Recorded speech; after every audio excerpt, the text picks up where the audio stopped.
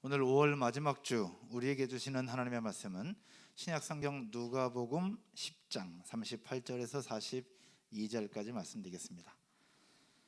5월 마지막 주 오늘 우리에게 주시는 하나님의 말씀은 누가복음 10장 38절에서 42절까지 말씀입니다. 현장에 계신 분들뿐만 아니라 온라인으로 예배하시는 분들도 우리 함께 찾으셔서 한 목소리로 합독하면서 하나님 말씀 받도록 하겠습니다. 제가 38절, 여러분들이 39절요. 그들이 길을 갈 때에 예수께서 한 마을에 들어가시매 마르다라 이름하는 한 여자가 자기 집으로 영접하더라.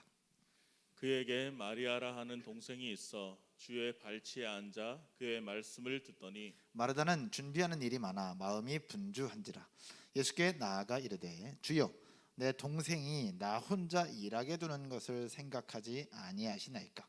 그를 명하사 나를 도와주라 하소서. 주께서 대답하여 이르시되 마르다야 마르다야 네가 많은 일로 염려하고 근심하나 다 같이 읽을까요? 몇 가지만 하든지 혹은 한 가지만이라도 족하니라. 마리아는 이 좋은 편을 택하였으니 빼앗기지 아니하리라 하시니라. 아멘. 오늘 봉독할 말씀을 가지고 나의 하나님을 만나라는 제목으로 말씀을 나눌 때에 전하는 저나 듣는 여러분 모두에게 살아계신 하나님을 만나고 경험하는 은혜가 있기를 간절히 소원합니다. 아멘. 여러분, 세계관을 뭐라고 표현을 하십니까? 세계관, 세상을 바라보는 관점을 세계관이라고 이야기를 합니다. 그러면 기독교 세계관이라고 한다면 무엇이라고 정의할 수 있을까? 기독교 세계관은요, 기독교적인 시각을 가지고 세상을 바라보는 것입니다. 니고데모의 안경이라는 책을 쓰셨던 신국원 교수님은 성경이라고 하는 안경을 쓰고 세상을 바라보는 것, 이것이 기독교 세계관이다라고 이야기를 하고 있습니다. 사람의 관점이 얼마나 중요한지를 말씀하고 있는 건데요, 성경 말씀을 통해서 관점이 중요한 부분들을 볼 수 있는 성경이 바로 마태, 마가, 누가, 요한 사복음서입니다. 예수님의 행적, 또 예수님의 사역, 예수님과 함께 있었던 여러 가지 상황들을 보면서 기록한 성경인데, 마태, 마가, 누가, 요한 이 네 사람의 기록이 다 다릅니다. 같은 내용도 있고 다른 내용도 있습니다. 이 네 복음서에 공통적으로 등장하는 내용도 있는가 하면, 어떤 내용은 한 복음서에만 있고 또 어떤 내용은 두 복음서에만 있는 내용들도 있습니다. 여러분 이미 알고 있는 것처럼 선한 사마리아인의 비유, 오늘 읽은 본문의 앞부분에 등장합니다. 선한 사마리아인의 비유와 오늘 읽은 마르다와 마리아의 이야기는 오직 누가복음에만 기록을 하고 있습니다. 즉 예수님의 제자 중에 한 사람이었던 누가의 눈에만 보이게 된 것이고 중요하게 생각하기에 기록한 내용이죠. 사실 이 두 사건은 별 상관이 없어요. 뭐 내용이 연결되거나 다른 부분이 연결되지 않습니다. 근데 왜 누가는 이 두 내용을 동시에 기록을 하면서 연결하고 있는 것일까? 신학자 탈버트는 이렇게 이야기를 합니다. 선한 사마리아인의 비유는 하나님 사랑의 모델을, 이웃 사랑의 모델을 이야기하는 내용이고, 마르다와 마리아의 이야기는 예수님 사랑에 대한 본보기, 모델을 이야기하는 것이다. 그래서 누가는 예수님께서 말씀하셨던 너희는 너희 하나님을 사랑하고 또 둘째는 이와 같으니 내 이웃을 사랑하라 라고 말씀하시는 것처럼 하나님 사랑과 이웃 사랑을 말씀하시면서 그 본보기를 선한 사마리아인의 비유와 마르다의 이야기로 가르쳐주고 있는 것이다 라고 이야기를 하고 있는데요, 여러분 마르다는 또 마리아는 오늘 이야기를 여러분 이미 다 알고 계실 것인데, 여러분들은 어떻게 알고 있고 어떻게 이해를 하고 계십니까? 많은 경우들이 이렇게 생각을 합니다. 마르다는 열심히 일하고 섬기고 있지만 불평하고 있으니 안 좋은 사람, 마리아는 예수님 발치에 앉아서 주의 말씀을 경청하고 있으니 좋은 사람, 본받아야 될 사람, 이렇게 생각하는 경우들이 간혹 있습니다. 그러나 결론부터 얘기하면 이러합니다. 둘 다 중요하고요, 둘 다 필요합니다. 오늘 본문을 통해서 저는 관점을 좀 다르게 바라보려고 합니다. 섬김에 대한 다양성에 대해서 볼 수 있어요. 그래서 어떤 사람은 열심히 일하는 섬김을 얘기하고, 어떤 사람 말씀을 듣는 또 예배를 드리고 진짜 일하는 것과 다른 차원의 섬김을 이야기할 수도 있겠지만, 오늘은 마르다와 마리아의 모습을 통해서 그들이 어떻게 하나님을 만났느냐, 어떤 하나님을 만났느냐에 대한 부분들을 함께 나누어 보려고 합니다. 여러분, 하나님은 한 분이십니다. 아멘이십니까? 아멘. 하나님은 한 분이세요. 그런데 성경에는 아브라함의 하나님, 이삭의 하나님, 야곱의 하나님에 대해서 이야기를 하고 있습니다.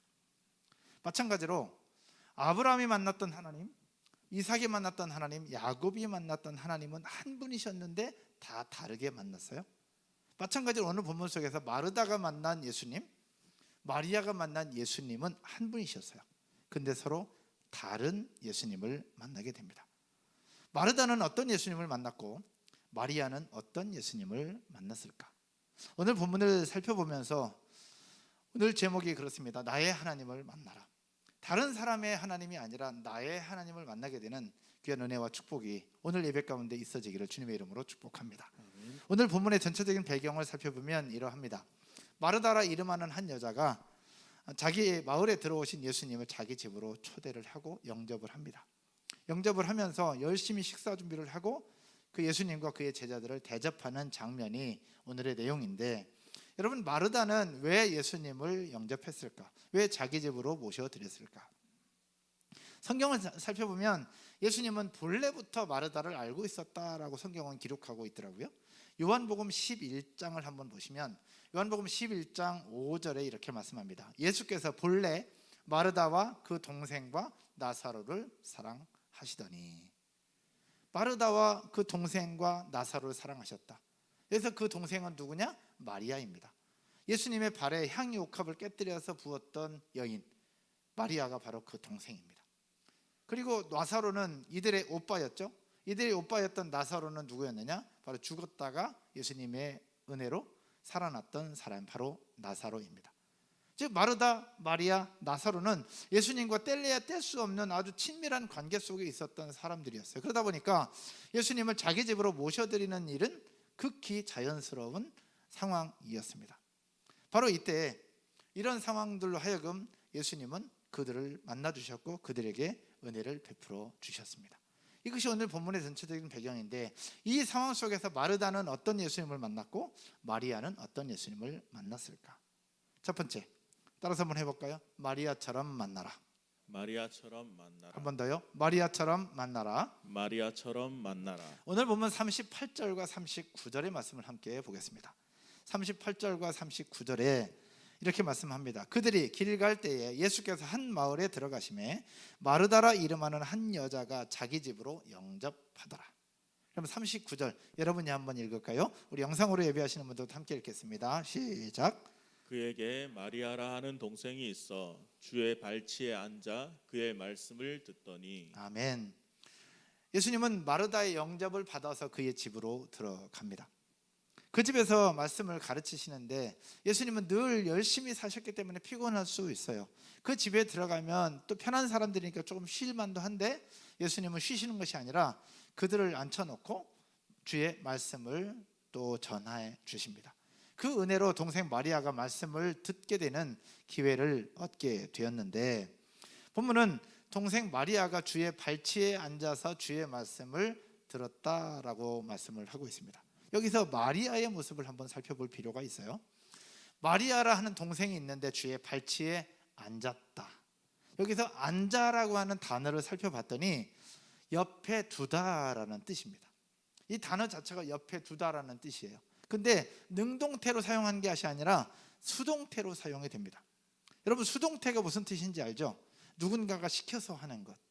그러면 생각해 볼 때 마리아가 주의 발 앞에 앉아서 말씀을 듣고 있다는 얘기는 본인이 능동적으로 앉았다는 얘기예요? 누가 시켜서 앉았다는 얘기예요? 누가 시켜서 앉았다는 얘기죠. 누가 시켰겠어요? 바로 예수님이 오라고 하셨던 거죠. 마리아는 말씀 듣는 것을 좋아했지만 주의 발 앞에 앉을 때에 예수님께서 일로 와서 같이 이야기하자 라고 하시면서 예수님의 그 부름 앞에 마리아는 순종해서 앉은 거예요.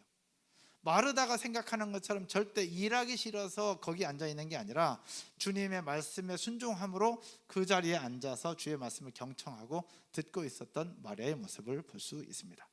그 속에서 마리아는 예수님의 사랑을 경험하게 되는데, 여기서 잠깐 중요한 것이 있습니다.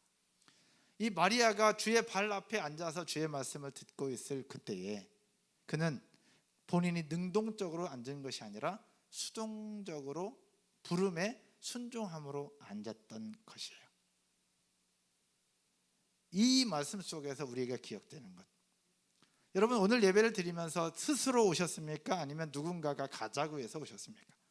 이 코로나라는 상황 속에 20%밖에 못 오니까 그냥 나 하나쯤이야, 나 다음에 가지, 누군가 하겠지라고 생각할 수도 있습니다.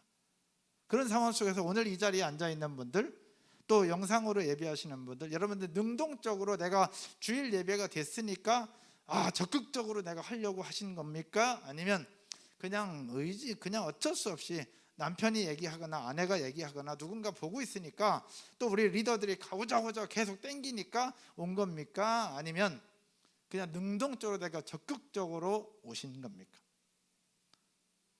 여기서 우리가 기억해야 될 것, 수동적으로 누군가의 권면과 누군가의 요청으로 와 앉아 있을지라도 이 자리에 앉아 있는 것 자체가 바로 하나님의 은혜요 축복이 된다는 사실 믿으시기를 주님의 이름으로 축복합니다. 오늘 마리아가 주님의 부르심에 반응하며 순종함으로 그 자리에 앉았을 때 하나님의 은혜를 누리고 있었거든요. 우리의 신앙생활을 할 때도 적극적으로 내가 움직이고 적극적으로 요청하고 적극적으로 능동적으로 움직이는 것 무엇보다 필요하고 그래야 된다고 생각합니다. 그렇게 할 수 있으면 좋습니다.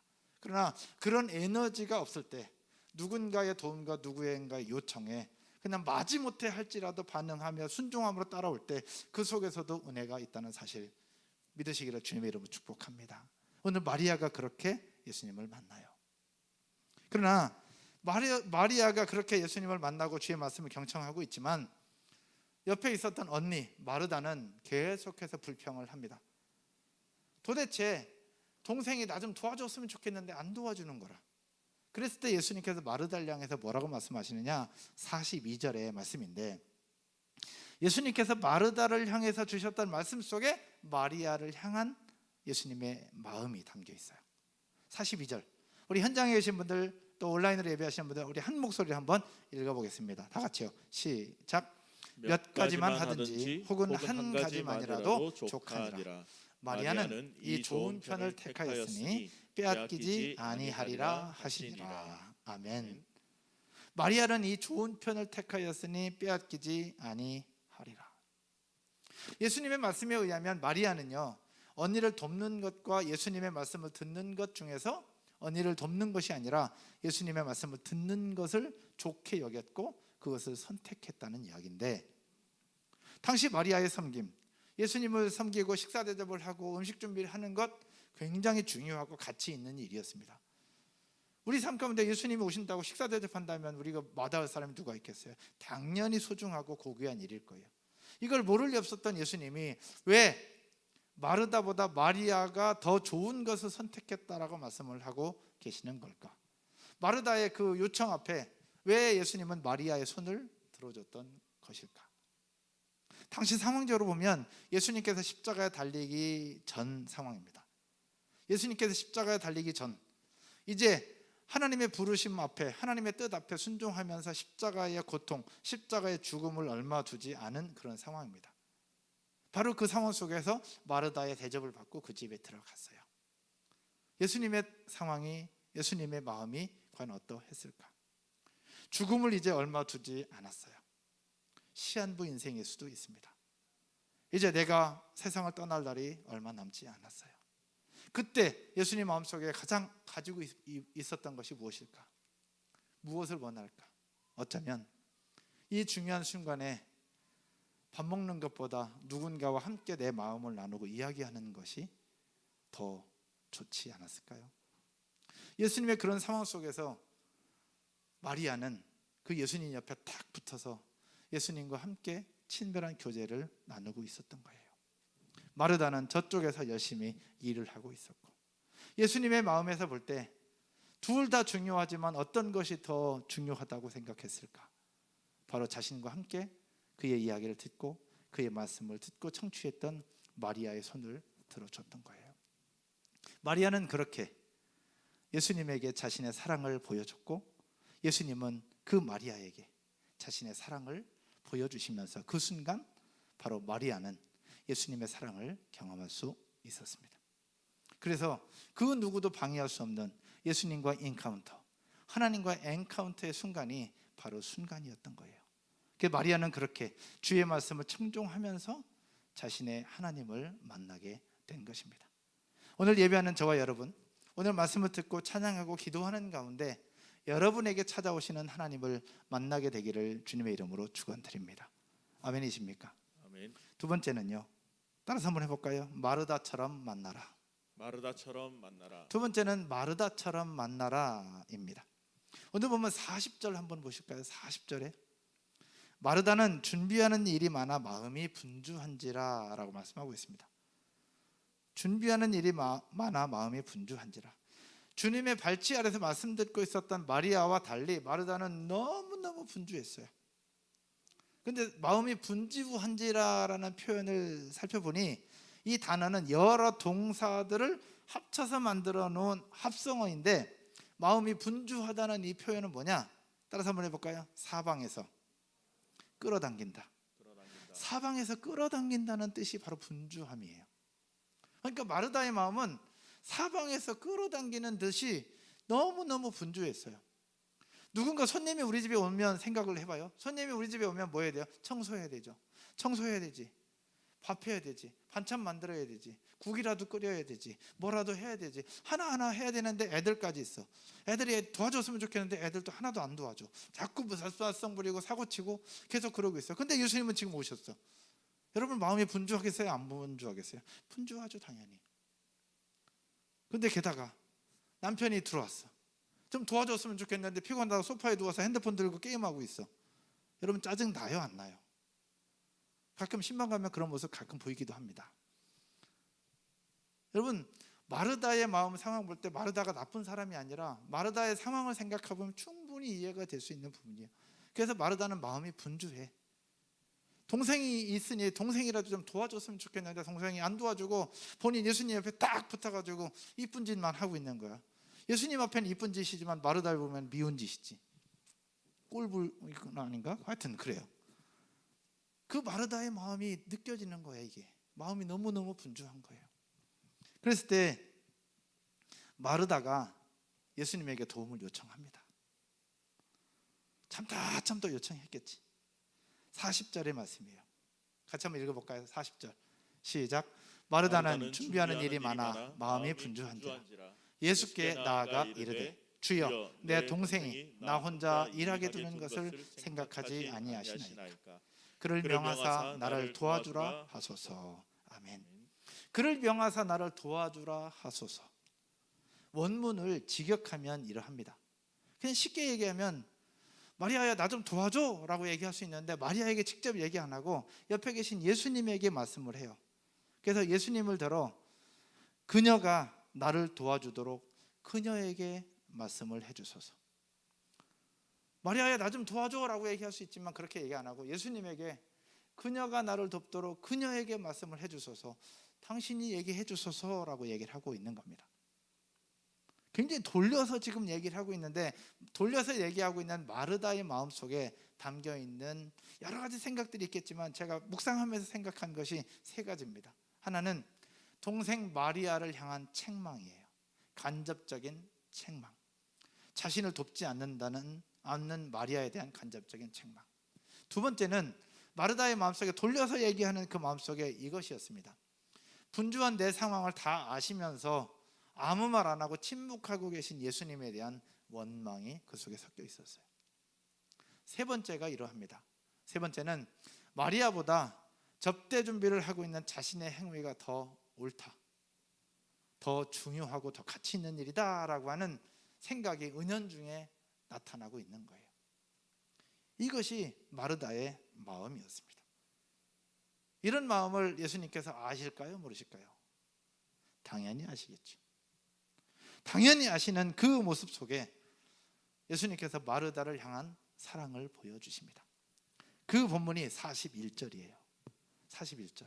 우리가 마르다는 아니지만 이 세상 속에 치열하게 살아가고 있는 우리들의 모습을 한번 생각하면서 같이 한번 한 목소리로 읽도록 하겠습니다.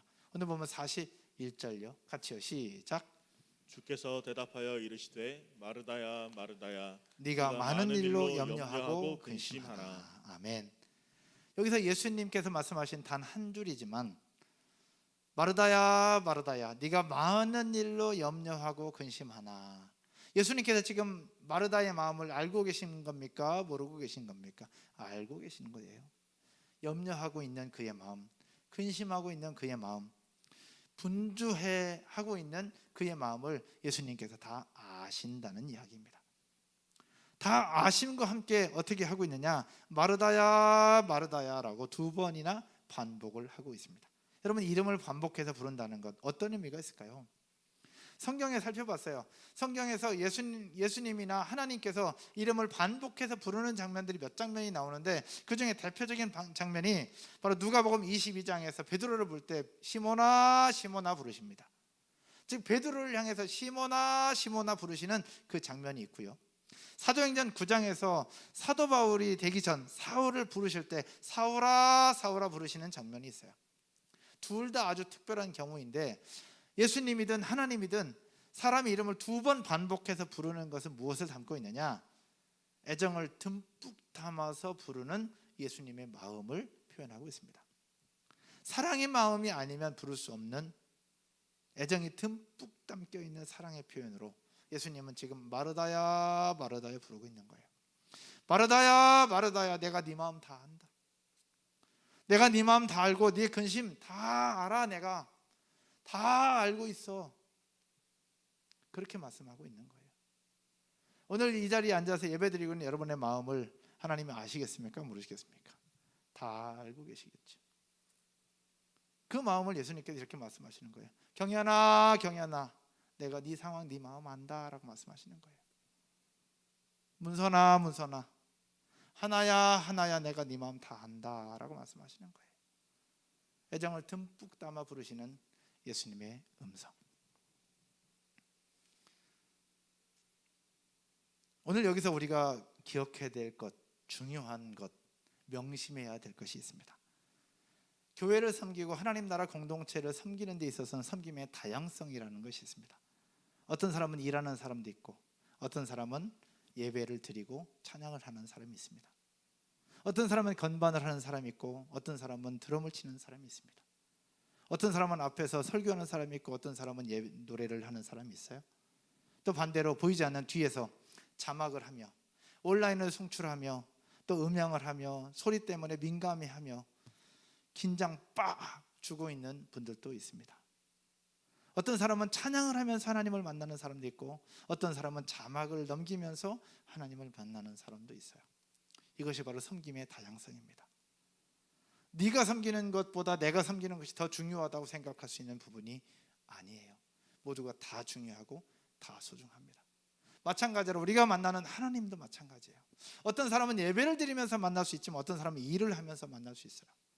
어떤 사람은 건반을 하면서 만나지만 어떤 사람은 드럼을 치면서 만나고요. 어떤 사람은 기타를 치면서 하나님을 만나게 됩니다.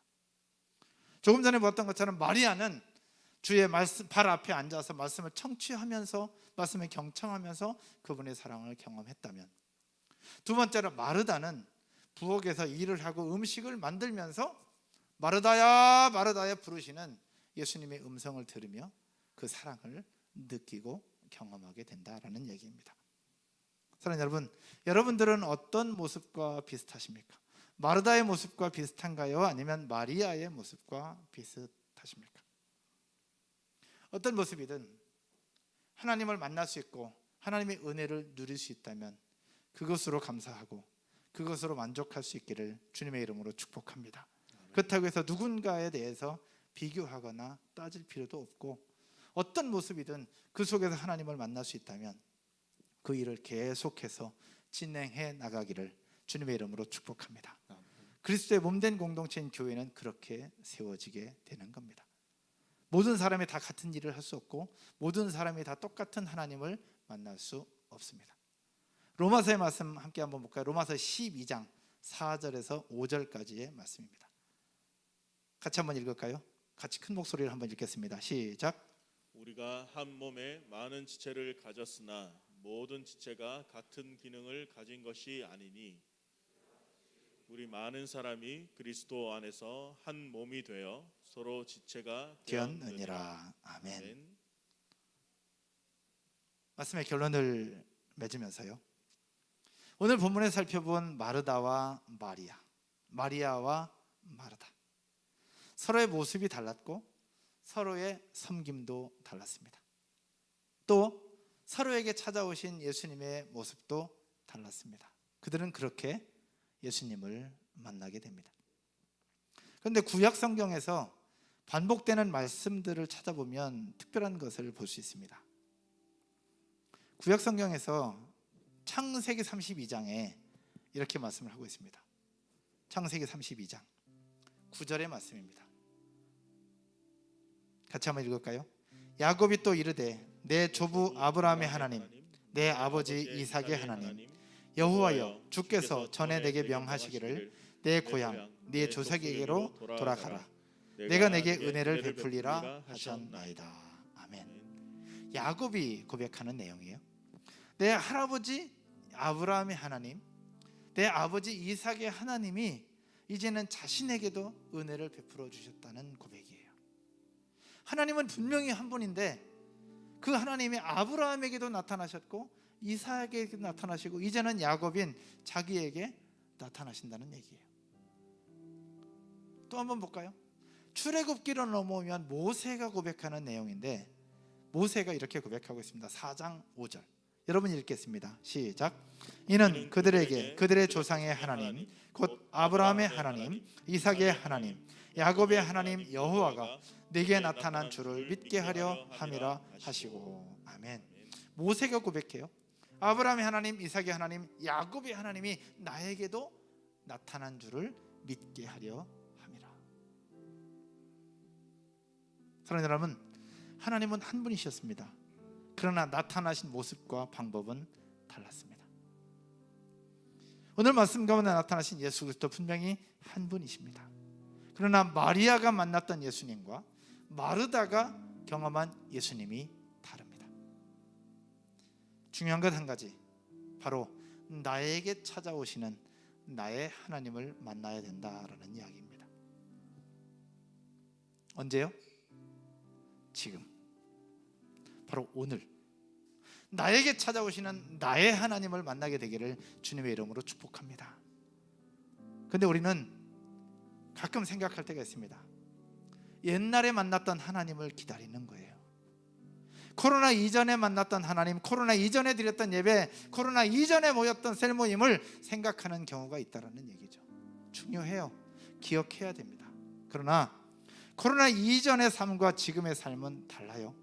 마찬가지로 이전에 만났던 하나님이 아니라 오늘 그 하나님을 내가 만나야 된다라는 사실 믿으시기를 주님의 이름으로 축복합니다.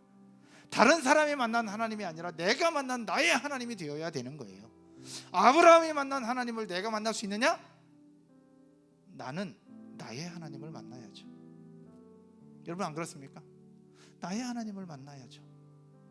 현장에 계신 분들뿐만 아니라 온라인으로 예배하시는 분들도 여러분의 하나님을 만나게 되기를 주님의 이름으로 축복합니다. 더 나아가서요, 우리 사랑하는 자녀들을 위해서 기도하는 분들이 참 많습니다. 자녀들을 위한 기도 제목 중에 이런 것이 있습니다. 어렸을 때부터 예수님을 인격적으로 만나기를 소원하고 하나님을 만나기를 소원합니다. 우리 자녀들이, 우리 아이들이 예수님을 만나고 하나님을 만날 수 있도록 우리가 해줄 수 있는 것이 무엇일까? 내가 만난 하나님을 이야기해 주는 것 굉장히 중요합니다. 근데 거기에 더 중요한 것이 있습니다. 그것은 바로 무엇이냐?